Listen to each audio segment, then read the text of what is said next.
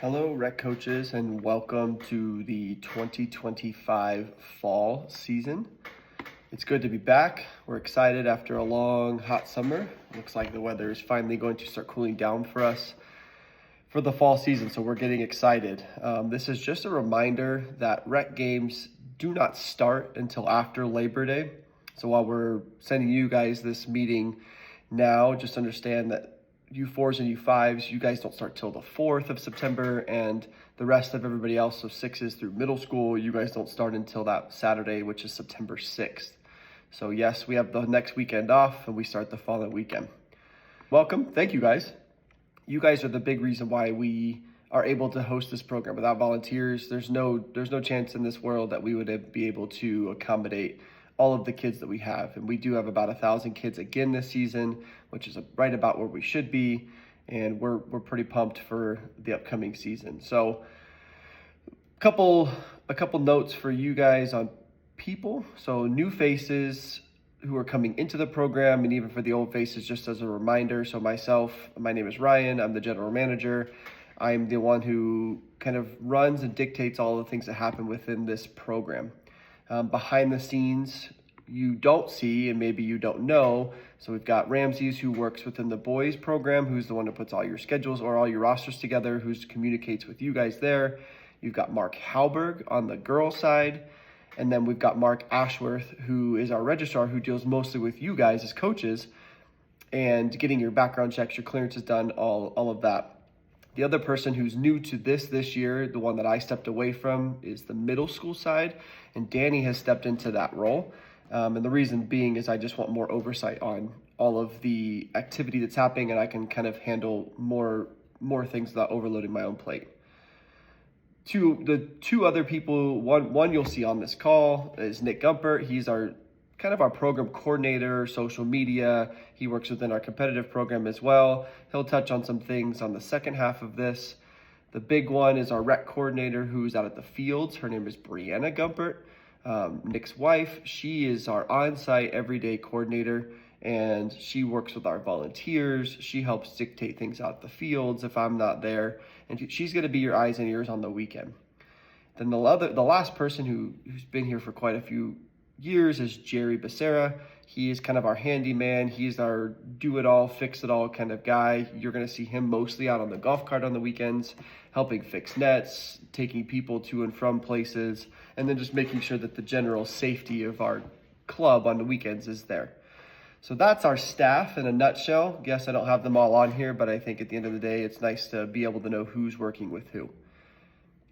As most know, last spring, we switched into a new world of Playmetrics. Playmetrics is our new platform for the foreseeable future. And to this point, we've gotten a lot of really, really good things from you guys, as well as the users within our club, both competitive and the rec side.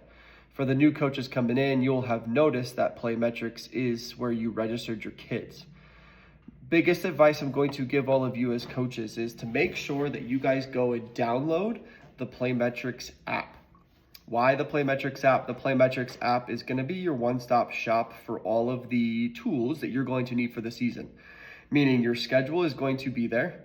Your roster is going to be there. You have a team chat function that's in there where you can then communicate with your team. And you can also set practices.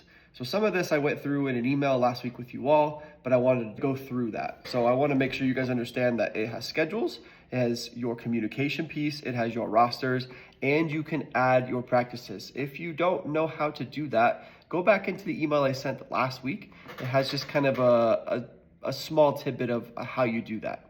The big thing I want you to make sure is that when you do start communicating with your parents, make sure that you tell them to make sure that their communication preferences are turned on. Part of the reason we tell you to download it on your phone is because when you do download it, it will send you alerts regularly. So if I send a team chat out to my team, it pops up on their phone. They don't have really the option to turn that off. So then there's no excuse for them not being able to get the information that they're supposed to have. If parents say, oh, well, I just didn't get anything, maybe go back and check with them and say, hey, did you download the app? Because if you didn't, you're probably not going to get the information because you're going to have to log into your computer setting every single time to make sure that that works. So just a tidbit of information. Let's get into the big stuff here. The Fire FC recreational program. What's it all about? It's about fun. The whole reason these kids play is 99% because they want to have fun. They want to have a social environment. They want to play with their friends. So it's our job and your job as rec coaches to promote that aspect. Fun. We want them to enjoy it. We want them to find a passion for the game. We want them to build some basic skills, whether that just be simple communication skills, whether that be leadership skills, whether that be teamwork, whatever that looks like. We want them to build a passion, but also start to become better humans because of that. So it's your job to kind of facilitate that. Finding fun ways to play games, finding activities that suit that. There are a million platforms they could give you, but it's a simple YouTube or a Google search for fun games for a certain age group on the internet, and you're gonna find a million things. Even if it's not soccer applicable, you could still find things on the internet. It could be basketball related, it could be soccer related, it could be football related. There's enough tools in that chest to get kids moving and to have fun.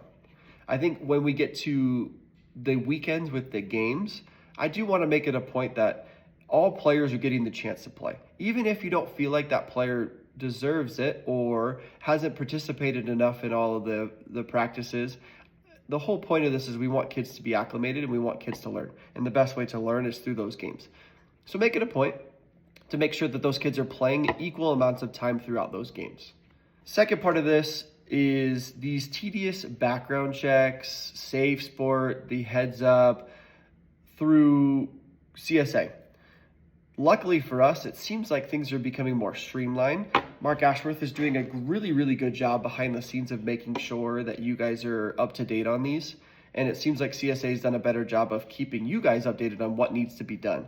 The background check's pretty self-explanatory, and that's something, and understand that all these programs we cover for you guys, so you don't have to pay for them. So the background check's simple. It takes 2 seconds to put your information in, and then that's sent off. It takes about 24 hours at a minimum for some of those to come back. We've seen come back sooner than that, but 24 hours is about the standard. The Safe Sport and the heads up concussion protocol, these have been around, and everybody has to do these. These are yearly tests. I don't pry, but I'm telling you that in order for you guys to get your rosters and be put on your teams, you have to do these things. And it's a safety and liability from both ends. So it protects you as an adult working with children alone at times. And it also protects the kiddos because it helps you guys understand some of the things to look for within those scenes.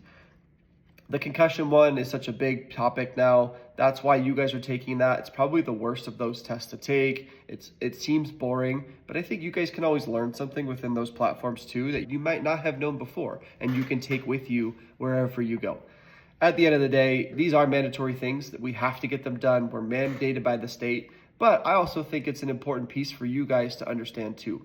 So make sure we're getting those things done. And if you start to see that they're running out, which means CSA will send you a message and say, hey, just FYI, your Safe Sport or your concussion is starting to run out, you can go in as soon as that date is up and you can renew it on your own. You don't have to wait for us. So even if it's in the wintertime and we're not playing, if you update that when we get to the next season, it's already showing in our system. Mark doesn't have to bother you. He can then just go in and put you on your team and boom, off you guys go. Training can start.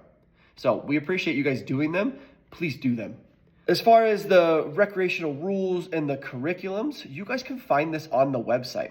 So if you just go to gjsoccer.org, you can go to the recreational tab, click that U4 through U11, and just scroll down all the way to the bottom. It's just going to have basic information about the age group, what those age groups entail, maybe the age that you're going to have with those kids, the types of environments you should probably bring to them, and then kind of what activities you should be doing. If you're really confused, please reach out. We have two great technical directors in Matt and Danny who deal with this all the time. And above all else, YouTube. YouTube is a fabulous tool. As Nick's going to talk about here later, you can absolutely use YouTube as a tool and a guide to help you with those age groups. What you're also going to see is the rules matrix and the field maps and similar stuff like that. Different than before, we don't put them on the website anymore because we don't need, people, the regular person doesn't need to look at it. So within Playmetrics, I've explained this through email, you can go into your Club Resources tab. And inside that Club Resources tab, it's gonna have every bit of information you need. Like I said, the field map, which is labeled. It's gonna have your rules matrix for each age group, and then it's gonna have a couple of extra things in there for those that need it. The reason we put it there is because it's accessible to even your parents. So if you're looking at it on your phone, Playmetrics, I'm logged in the bottom right-hand corner, you're gonna see it says menu. You could just click on that menu. It's gonna pop up from the bottom, and you're gonna see a Club Resources tab. Just click it. Once you've done that, go ahead and look at it. It's gonna have anything that you need, and anything that you don't have, you can always reach out. We're happy to put it on there. So just a couple places there. So gjsoccer.org, and then obviously Playmetrics. Lots of questions revolve, especially at the youngest age, about how many practices can I have with my age group, and then how long. So standard, U4 and U5s, we don't require you guys to have practices. We understand what that looks like. We all have kids. We know that the attention span for a 4 and 5-year-old may be 25 to 30 minutes, depending upon the maturity of that kiddo. So you don't have to have practice, but if you do, not a problem. Make it 30 to 45 minutes. Make it all about fun. Have as many activities as you can put into one and keep them rolling. Don't let them stop. Now for those U6 to U8 age groups, so they're getting a little bit older, they've probably played for a couple seasons. I say 1 for sure, if not 2, depending upon your age or your group. You'll know your group better than I will. So if you can manage 2, great. If your parents are gung-ho, great, have 2, as long as it fits within your schedule. 1 to 2 days a week for 30 to 45 minutes. Once again, we are still working with younger kids, so the attention span is going to be there. U9 through U11, 2 practices a week for sure. These kids are definitely at the age where they can do it. Stick with an hour.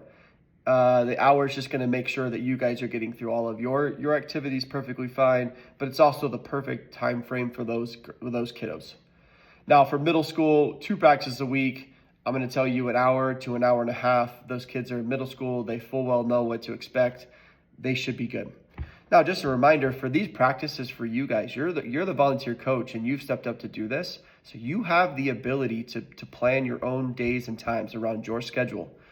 Now, I would still check in with your teams to make sure that it fits within their schedules, to say, hey, we're not practicing it on Friday at 7 o'clock, or we're practicing on Monday at 2 o'clock. Like, it's got to fit within the realm of everybody else's schedule. So we say, hey, it's your schedule.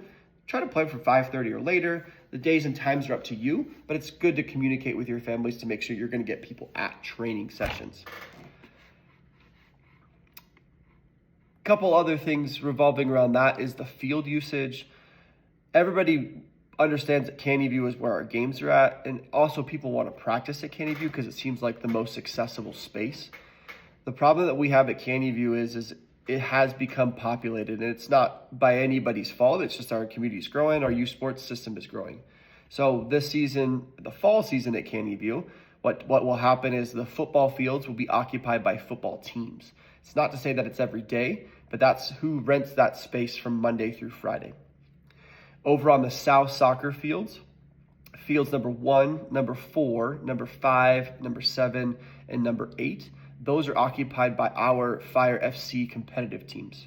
Those competitive teams pay much, much more throughout the year to rent those fields. So those fields have a primary responsibility given to them. That's Monday through Thursday, 4:45 to 7:45. On Friday, those competitive teams don't train. So if you want to use those spaces, you are more than welcome to use those spaces. The other 2 fields that are going to be used, but by District 51 sports, are going to be field number 3, so the one with the lights, and field number 6. Field number 6 is Grand Junction High School boys. They train on that field and they'll play games on that field. Number 3 is going to be used primarily for games. So you're welcome to practice there if no one's using that space. That's certainly fine. But understand that if there's a game, you won't be able to use it. The other free space that's out on the fields is over by the Gunnison Pavilion, which is the main pavilion down by the soccer fields. That's a first come, first serve basis. If you're going to use it, no problem. The fields will eventually be set up there, but I definitely say be respectful of other people's space and try to limit the amount of space that you are using so others can use it. Field number 2 is also a field that can be used at some point. That's going to house our 4v4 fields. The reason we don't really promote that is that field's in really, really bad shape right now. So we're trying to allow the city some time to make that come back. So understand, if you're going to practice out at Canyon View, just don't play in the dirt. That's going to hurt our fields. Find a nice grassy area, 10 by 10, 20 by 20, 30 by 30, something that's within your wheelhouse. Another popular opinion or a popular topic that comes up every once in a while is the game cancellations. So understand that I don't plan on canceling games ever. The only way that I have to cancel games is if the city of Grand Junction comes to me and says, hey, these fields are inaccessible. So that means there's snow, that means that there's ridiculous amount of standing water, or something's happened on the fields that just requires them more maintenance and they don't want us using it. I deter our rec coaches from rescheduling their own games. Reason being, it's hard enough to schedule on a regular basis. That's 7 weeks. We've got about 50 games a weekend, but having to reschedule those around everybody else's schedules who also uses Canyon View is tight and it's tricky. So play the scheduled games as necessary. If you need a time change, if there's a coaching conflict, the system pulls it up. But if something else pops up, please let us know. I'm happy to move a game time as long as it's feasible within our way. I want everybody to play too. So let's make it a priority that if you need something from us, contact me first so that we can get a conversation going. We'll get that other coach involved to see if it's even possible, and then we'll go from there. It's just a common courtesy for me. It's a lot of extra moving parts. Last 2 things, picture packets from MJ Thomas. So MJ Thomas is the one that does all of our pictures. They will be reaching out at some point here in the next week or so. It'll come directly from MJ Thomas. They'll reach out once I'll give them your contact information. They'll give you a schedule of when picture day is supposed to be, and then that'll be the process from them. Now, everybody wants to reach out to me afterwards and ask, hey, when are we getting our pictures? Don't reach out to me. MJ Thomas is 100% involved with this. I have no say where you pick it up, what happens with all of that. So MJ Thomas will reach out, invite you to the day that they're planning on taking pictures. They will then reach out again with the date at which they are going to drop those pictures off and where they will be. And then if you don't have any information or you're not getting that, I can give you the information for the person who is involved with that. Her name is Michelle Sanders, and then you can reach out to her. Last thing, this is mostly for our newer parents, but just a good reminder that we do have a ton of resources out at Canyon View for you guys both Thursday and Saturdays. These pod tents or these volunteer tents you're going to see we have set up. We've got 4 or 5 of them set up every week. It's going to allow you to go through and ask questions. So first week, if grandma and grandpa don't know where to go, cool, let them go to the pods. We have field maps out there. We have the schedules out there. We have parents out there who've gone through this process so they can explain situations. This is for you guys as well. So if there's a conflict, don't fight the other coach. Don't fight the other parents. Come directly to the pods. Let us deal with it. It just takes that stress off of your plate. It's something we've tried really hard to make sure that you guys have that other people don't have. And we want you guys to utilize us as a resource. I would much rather deal with the problem right then and there than deal with the Tuesday blow up because it's exploded to that point. So with that being said, if you guys have questions from this point forward, please reach out to myself first. If you've got questions related to a specific problem within the system, whether that's middle school, girls on the rec, boys on the rec, whether that's a problem you have, find those resources. I've given you guys that. So Mark, Danny, Mark, Ashworth, myself, even Matt, and then Nick, who's going to be a good resource for you too. Feel free to use us. So with that, I'll pass that along to Nick.